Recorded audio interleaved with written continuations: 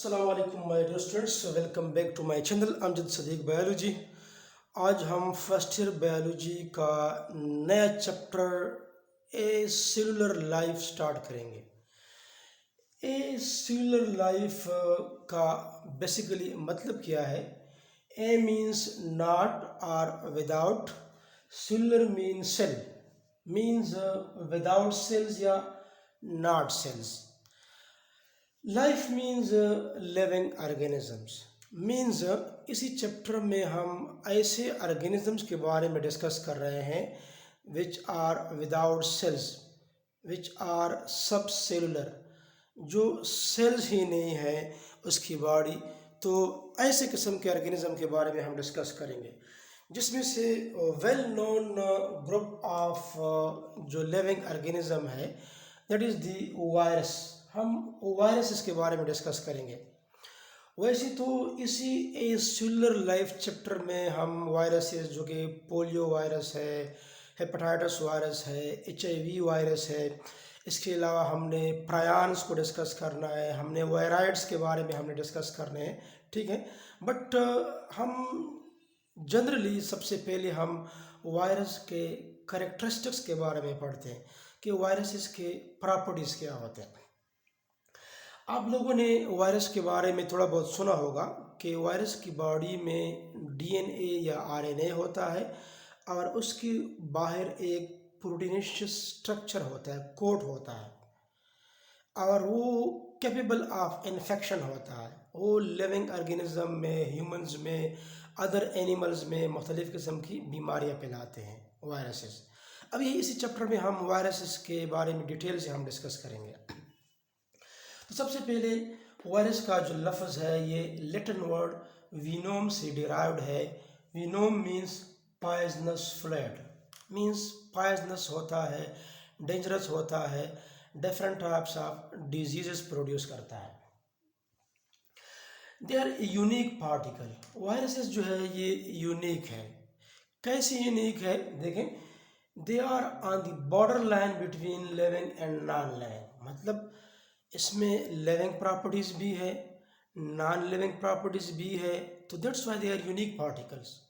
इसलिए क्या कहा जाता है कि viruses are on the border line between living and non living, living और नॉन लिविंग के दरमियान में तस्वर किए जाते हैं।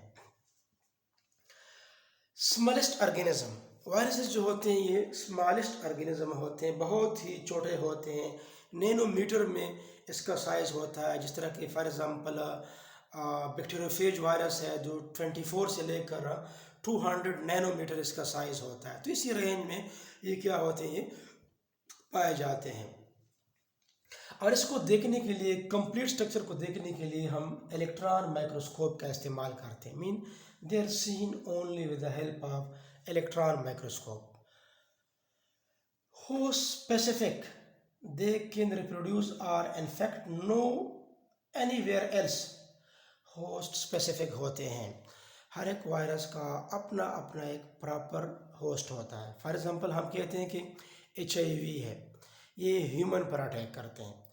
TMV है, टोबैको मोज़ाइक वायरस, ये टोबैको प्लांट पर अटैक करते हैं, ठीक है। इस तरह नहीं है कि टोबैको प्लांट ह्यूमन पर भी अटैक कर सकते हैं और टोबैको पर भी अटैक कर सकते हैं। तो ये सिर्फ और सिर्फ होस्ट स्पेसिफिक होते हैं। हर एक वायरस का अपना अपना होस्ट होता है, उधर ये इन्फेक्शन भी करते हैं, साथ साथ रिप्रोड्यूस भी करते हैं अपने आप को। इसके अलावा किसी और जगह ये अपने आप को रिप्रोड्यूस नहीं कर सकते। Obligate parasite, obligate parasite mean can not live without host. जिस तरह कि आपको पता है कि वायरसेस को अगर कहीं लिविंग होस्ट मिल जाए तो ये अपने आप को रिप्रोड्यूस करता है, लेकिन अगर इसको होस्ट ना मिल जाए so they are in the form of non living, they are in the form of crystals. इस तरह के साल्ट होता है, शुगर होता है, इस तरीके से ये पड़े हुए होते हैं और नॉन लिविंग एक्टिविटी शो कर रहे होते हैं। Live parasitically inside the host means जब ये होस्ट के अंदर होते हैं, जब इसको होस्ट अवेलेबल हो जाता है तो ये एज ए पैरासाइट काम करते हैं। पैरासाइट्स क्या होते हैं? Parasites are those organism which live only और which attack on the living organism, harm them and cause diseases in them are called parasite. इस तरह एक और टर्म भी है सेप्रोफाइट। तो सेप्रोफाइट जो होते हैं विच attack on dead organic matter, जो डेड बॉडीज पर अटैक करते हैं उसको हम कहते हैं सेप्रोफाइट। लेकिन वायरसेस क्या है, ये पैरासाइट है, ये किसी लिविंग पर अटैक करते हैं। अगर लिविंग सेल ना हो तो ये नॉन लिविंग फॉर्म में पड़े हुए होते हैं। एक और टर्म है जो मैंने ब्लैक में शो किया है, फैकल्टेटिव पैरासाइट। अब ऑब्लिगेट पैरासाइट तो वो है जो लिविंग होस्ट के बगैर सर्वाइव नहीं कर सकता। Facultative parasite is a parasite which can live without host, जो होस्ट के बगैर लाइव रह सकता है। लेक सेलुलर मशीनरी, ये जो आपके पास वायरसेस है इसका अपना सेलुलर मशीनरी नहीं है, इसका कोई प्रॉपर साइटोप्लाज्म, इसके अंदर enzyme, mitochondria, Golgi bodies, ribosome even इसके अंदर नहीं होते। ये किसी जब लिविंग होस्ट पर अटैक करते हैं उसके राइबोसोम को ये इस्तेमाल करते हैं और उससे अपने लिए प्रोटीन बनाते हैं। नॉट सेल्स, ये वायरसेस बेसिकली सेल्स ही नहीं है, दैट्स वाई तो इसका ताल्लुक किसी भी किंगडम से नहीं है। वायरस का ताल्लुक किसी भी किंगडम से नहीं है। अक्सर स्टूडेंट से जब आप पूछते हैं कि वायरस का ताल्लुक कौन से किंगडम से है तो कहते हैं किंगडम मोनेरा। नो, इसका ये सेल ही नहीं है तो फिर कैसे हम इसको किसी किंगडम में इसको रख सकते हैं। और साथ साथ कभी कभार जब हम स्टूडेंट से पूछते हैं कि वायरस कौन कौन से ऑर्गेनिज्म या सेल्स के ग्रुप में आता है तो कहते हैं कि प्रोकैरियोटिक। नहीं, ये ना तो प्रोकैरियोटिक है और ना ही यूकैरियोटिक है, क्योंकि प्रोकैरियोटिक और यूकैरियोटिक तो सेल्स हैं, ये तो सेल ही नहीं है। दैट्स वाई ना तो ये प्रोकैरियोटिक है और ना ही यूकैरियोटिक है।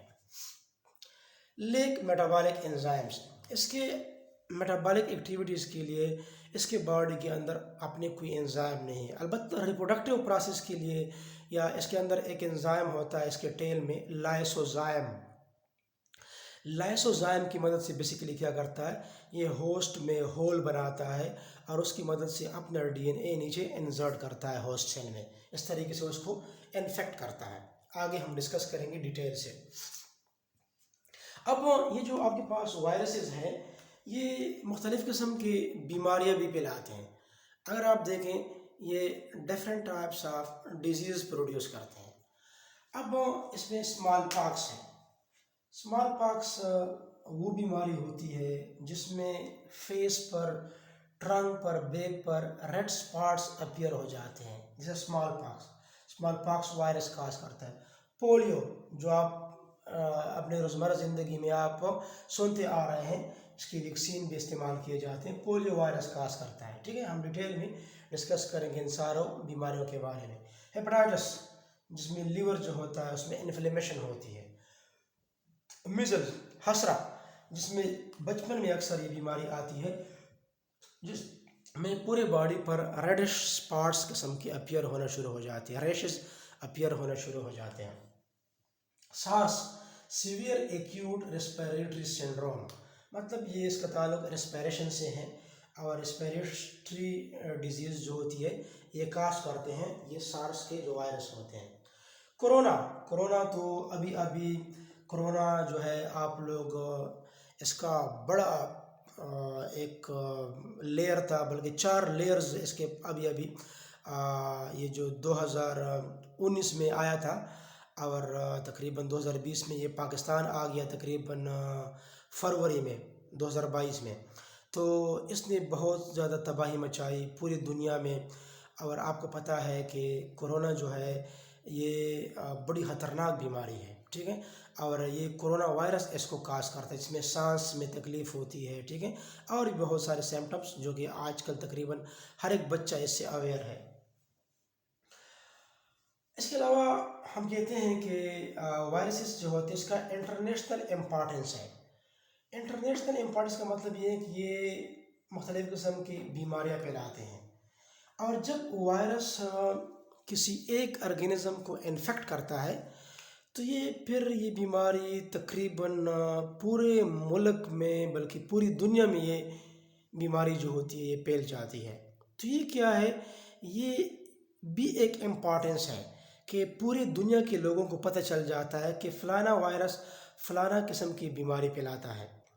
अब ये भी क्या है, ये इंटरनेशनल इम्पोर्टेंस है। इम्पोर्टेंस ज़रूरी नहीं है कि किसी चीज़ का फ़ायदा होगा। अब ये भी तो एक फ़ायदा है ना कि एक वायरस जो है वो बड़ा ख़तरनाक है, उसने वो पूरी दुनिया में उसने बीमारी फैलाई है, और आपको उसके बारे में नॉलेज हो जाए कि ये बड़ा ख़तरनाक है, इससे अपने आप को बचाना है, इसके लिए प्रिवेंटिव मेयर्स क्या है, सब कुछ ये क्या है, बेसिकली क्या है, ये भी इंटरनेशनल इम्पोर्टेंस है। और वायरस को कंट्रोल करने के लिए हम वैक्सीन इस्तेमाल करते हैं। जिस तरह कि हम कहते हैं कि बैक्टीरिया के लिए हम एंटीबायोटिक्स का इस्तेमाल करते हैं, इस तरीके से हम वायरसेस के लिए वैक्सीन का इस्तेमाल करते हैं। फिर अक्सर स्टूडेंट्स ये भी पूछते हैं कि सर वायरस के लिए हम एंटीबायोटिक्स क्यों इस्तेमाल नहीं कर सकते? क्योंकि वायरस जो होते हैं जब ये किसी होस्ट पर अटैक करते हैं तो होस्ट में अपना डीएनए इंसर्ट करते हैं। वायरस का जो ऊपर वाला प्रोटीन कोड होता है वो एम्प्टी रह जाता है।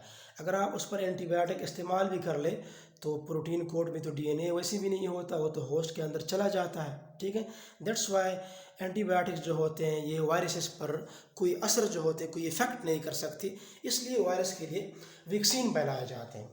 वैक्सीन बेसिकली होते क्या है, वैक्सीन बेसिकली किसी ऑर्गेनिज्म का इम्यून सिस्टम एक्टिवेट बनाने के लिए उस जिस बीमारी के खिलाफ आपने उसके बॉडी में क़ुव्वत मुदाफ़अत प्रोड्यूस करना है, उसी जरासीम का कोई पार्ट, कोई एंटीजन, कोई प्रोटीन, ग्लाइकोप्रोटीन ही से वैक्सीन बनाया जाता है। और उसी वैक्सीन को जब बॉडी में इंसर्ट किया जाता है तो वो तो बेसिकली एक वायरस ही होता है, वो तो बेसिकली एक जरासीम ही होता है जो पोलियो की शक्ल में, जो स्पेशली जिस तरह की पोलियो वैक्सीन है, मीन एक वैक्सीन की शक्ल में आपके बॉडी में आ जाता है। और वो ऑलरेडी उसी वायरस के जो कि फ्यूचर में आप पर अटैक कर सकता है उसके लिए पहले से एंटीबॉडीज़ तैयार कर लेते हैं कि जब भी कोई पैथोजन आएगा तो पहले से आपके बॉडी में एंटीबॉडीज़ होंगे, उसको किल करेगा। फॉर एग्ज़ाम्पल पोलियो वैक्सीन है, फॉर एग्ज़ाम्पल अब पोलियो वैक्सीन या पोलियो बीमारी जो है ये कौन काज करता है, पोलियो वायरस काज करता है। अब पोलियो वायरस के लिए जो वैक्सीन बच्चों में ओरली इंजेक्ट किए जाते हैं, ये वैक्सीन बेसिकली किस चीज़ पर मुश्तमिल होते हैं, इसमें पोलियो वायरस ही होता है या पोलियो वायरस का कोई खास पार्ट होता है, कोई प्रोटीन, एंटीजन, ग्लाइकोप्रोटीन ही होता है जिससे पोलियो वैक्सीन बनाया जाता है और बॉडी में इंसर्ट किया जाता है। इसका मतलब ये हो गया कि जब आप पोलियो वैक्सीन को लेते हैं मींस आपने पोलियो वायरस को बॉडी में एडमिनिस्टर्ड कर दिया, एक्सपोज कर दिया। अभी वो या तो कमज़ोर करते हैं, वीक करते हैं किसी केमिकल की मदद से, या कम्प्लीटली डेड करते हैं। अब वायरस तो आपके बॉडी में आ गया वैक्सीन के शक्ल में, अभी वो वायरस, उसी वायरस के खिलाफ आपके बॉडी में एंटीबॉडीज़ बनेंगे। अब किसी भी वक्त पोलियो वायरस आपके बॉडी में आएगा, उसके लिए स्पेसिफिक एंटीबॉडीज़ आपके बॉडी में मौजूद होंगे और वो फ़ौरन पोलियो वायरस पर अटैक करेंगे, उसको आसानी से रिकॉग्नाइज कर लेंगे कि ये तो पहले से वैक्सीन की शक्ल में मेरे बॉडी में आ गया था, तो फ़ौरन उस पर अटैक करके उसको किल करते हैं। दैट्स वाई वायरसेस जो होते हैं इसके लिए वैक्सीन क्या होती है, काफ़ी इफ़ेक्टिव होते हैं। और वैसे भी वायरसेस में म्यूटेशन होता है, इसके स्ट्रेंस में, इसकी वैरायटी में चेंज आता जाता है। ठीक है, ये अपनी शक्ल बदलते रहते हैं। जिस तरह कि हम कहते हैं कि मुझे थ्रोट इन्फेक्शन है, ठीक है, अब थ्रोट इन्फेक्शन है, ज़ुकाम है फॉर एग्ज़ाम्पल, इसके लिए हम नॉर्मली एरिथ्रोसिन वगैरह का इस्तेमाल करते हैं। तो आजकल एरिथ्रोसिन उस तरह काम नहीं करते क्योंकि ये वायरस अपनी शक्ल चेंज करते रहते हैं, इसमें म्यूटेशन की एबिलिटी होती है, जेनेटिक रिकम्बिनेशन की एबिलिटी होती है, इसमें अपनी शक्ल को चेंज करते हैं। इसके अलावा वायरसेस की एक प्रॉपर्टी ये भी है, स्पेशली जो एनवेलप्ड वायरसेस होते हैं ये अपने बॉडी के ऊपर होस्ट का सेल मेम्ब्रेन ओढ़ लेते हैं। इसके बॉडी जो वायरल एनवेलप होता है बेसिकली ये होस्ट ही का होता है जो वायरस के बाहर क्या होता है, मौजूद होता है। ठीक है, तो ये आज के लिए आपका टॉपिक था जो स्टार्ट में हमने थोड़े बहुत वायरस के जनरल प्रॉपर्टीज़ या करेक्टरिस्टिक्स के बारे में हमने पढ़ा। ये बेसिकली क्या थे, ये वायरस के करेक्टरिस्टिक्स थे। ठीक है, तो उम्मीद है आपको समझ आया होगा, और अगर फिर भी आपको कोई समझ ना आई है तो आप कमेंट बॉक्स में पूछ सकते हैं। इंशाल्लाह नेक्स्ट टॉपिक हम एक नए वीडियो में आपके लिए बनाएंगे, जो कि स्टेटस ऑफ वायरसेस है, कि वायरसेस आर वेदर लिविंग और नॉन लिविंग। अगर आपको ये लेक्चर समझ आया है तो काइंडली सब्सक्राइब करें और अपने दोस्तों के साथ ज़रूर शेयर करें।